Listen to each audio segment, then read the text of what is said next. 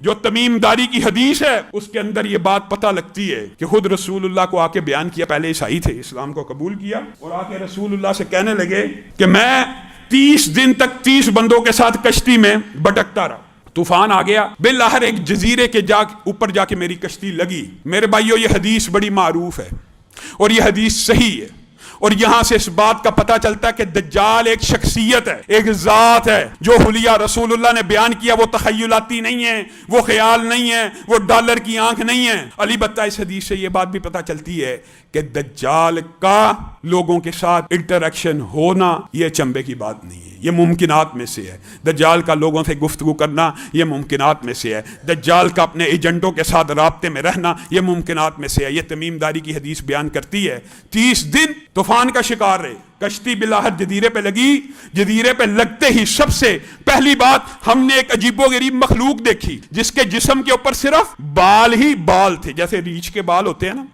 لیکن ریچھ سے بھی اتنے بڑے تھے، ریچھ کا منہ تو پتہ چلتا ہے نا کہ کہاں ہے، اور دم تو پتہ لگتی ہے نا کہ کہاں ہے۔ صحابی بیان کرتے ہیں اتنے زیادہ بال تھے کہ ہم یہ جج نہ کر سکے کہ اس کا منہ کس طرف ہے اور اس کی دم کس طرف ہے، اور اس سے پوچھا بدبخت تو کون ہے؟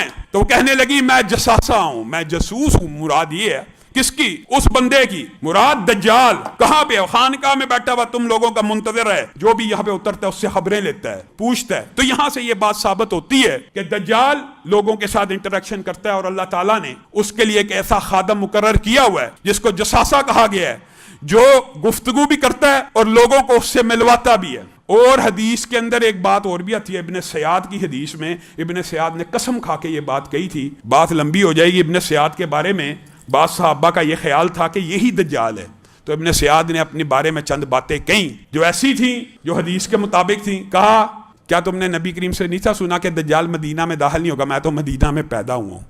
کیا تم نے نبی سے یہ نہیں تھا سنا دجال کی اولاد نہیں ہوگی؟ میری تو اولاد ہے۔ ہاں، البتہ اس حدیث میں ابن سیاد نے ایک بات کہی، کہا یہ ضرور میں کہتا ہوں کہ مجھے پتا ہے کہ کس مقام کے اوپر اس وقت دجال موجود ہے اور اس کے باپ کا نام کیا ہے اور اس کا حلیہ کیا ہے، میں سب جانتا ہوں۔ اس سے مراد یہ ہے کہ دجال سے ملاقات جنبے کی بات نہیں ہے، دجال سے رہنمائی لینا۔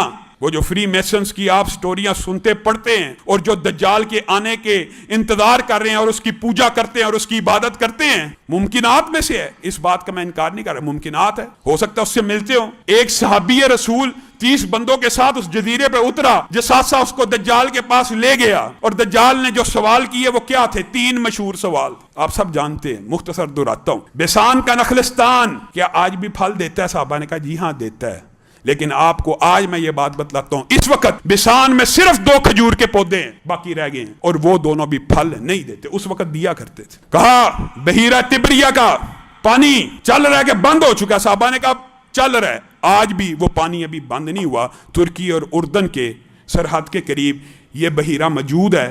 البتہ اس میں پانی کی کمی واقع ہو گئی ہے، اور یہ بات بھی سائنسدان کہتے ہیں ہمیں معلوم نہیں ہے، وجہ اور سبب کا پتہ نہیں ہے کہ اس میں کمی واقع کیوں ہو رہی ہے۔ لیکن دجال نے جو 3 سوال پوچھے تھے ان میں سے ایک بیسان کا نخلستان کھجوریں دیتا ہے؟ صحابی نے کہا دیتا ہے۔ تبریہ خشک ہو چکا؟ نہیں خشک ہوا۔ زغر کا کنواں، زغر کا چشمہ باقی ہے؟ اس وقت باقی تھا۔ صحابہ نے کہا باقی ہے زغر، حضرت لوط کی ایک بیٹی کا نام تھا جہاں پہ ان کو دفن کیا گیا، وہ ایک چشمہ تھا، اس کا نام بھی زغر پڑ گیا۔ آج وہ چشمہ بھی خشک ہو چکا، تبریہ کا پانی باقی ہے، لیکن چشمہ اور بیسان کے نخلستان خشک ہو چکے ہیں، پھل نہیں دیتے۔ چوتھا سوال جو آپ سب جانتے ہیں، دجال نے پوچھا کیا امیوں کا نبی آ چکا ہے؟ صحابی نے کہا ہاں ہم اسی کے امتی ہیں۔ کیا اس نے ہجرت کر لی ہے؟ اس نے ہجرت کر لی ہے، یثرب میں پہنچ چکا ہے، ان قریب تم ساری دنیا کے اوپر غالب آ جاؤ گے۔ دجال صحابی کو بتا رہے ہیں، اور تمہارے لیے بہتر یہی تھا تم اس نبی کی اطاعت کر لیتے۔ گویا دجال نے جو 4 سوال پوچھے تھے ان میں سے اس وقت صرف ایک نشانی پوری ہوئی تھی، اور کیا تھی؟ نبی امی آ چکے ہیں، جی آ چکے ہیں، ہجرت ہو چکی ہے، ہو چکی۔ میں اسی ہجرت کا انتظار کر رہا تھا کیونکہ میرا ظہور اور خروج اس ہجرت کے بعد ہوگا، لیکن میرے خروج کی باقی 3 نشانیاں بھی ہیں۔ زغر کا چشمہ خشک ہو جائے گا، بحیرہ تبریہ خشک ہو جائے گا، اور بیسان کے نخلستان کا ایک پودا بھی کھجور کا پھل نہیں دے گا۔ آج ان 4 میں سے 3 نشانیاں پوری ہو چکی ہیں، ایک نشانی باقی رہ